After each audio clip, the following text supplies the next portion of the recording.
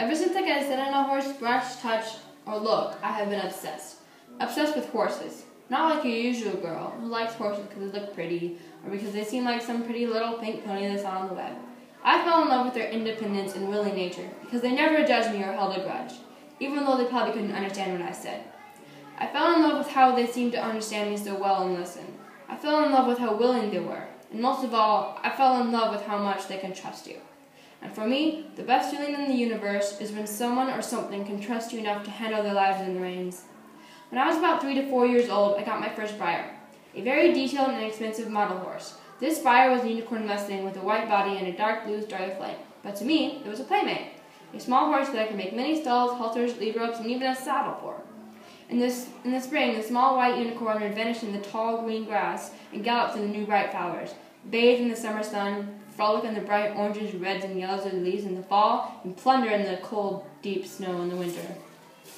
I probably have over 100 Breyers on my shelf right now that I have been collecting in the last 10 years. Every Christmas, I have gotten the Christmas Breyer horse, a horse that is decorated with Christmas decorations and an outfit to go with it. I keep all 5 of them on the top shelf away from my cat, who likes to climb all around them and knock them over the floor for me to pick up. I also get about 2 Breyers each birthday, and the rest I've just found everywhere like garage sales, and even at a gun show that I went to with my dad. Most of the Breyers I have are modeled after real horses, like the wild horse Cloud.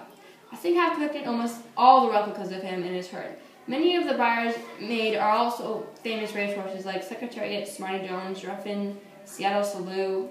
They also have famous war horses, dressage horses, jumping barrels, etc. Horses have caused me pain and injury, but my life would be different if I was not in pain from the previous serious falls. Horses have changed the way I view life and the respect I have for such a large animal that can really hurt me. They have taught me responsibility. The horse depends on you in rain, shine, sleet, or snow. The horse needs feeding, someone's got to feed them. Stalls need cleaning, grab a pitchfork and a wheelbarrow. That new tack in the corner, someone has got to clean it. There's never much time to procrastinate when their lives are counting on you. Horses have taught me to tough it out. Before I started riding, I'd cry when I'd scrape my knee. But now I take a fall off a horse, I just get back on and go catch my horse. Get on, try again. I've been kicked, thrown off, fallen, stepped on, and fallen on by a horse, bitten, you name it. I haven't cried once. It still hurts, and sometimes I have to put a band-aid on it, but I don't complain about that stuff anymore.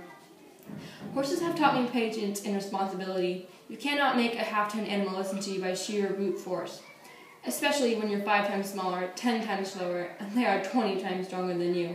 You have to be patient and understanding. You have to show them that the tarp on the other end of the paddock is not a horse-eating monster.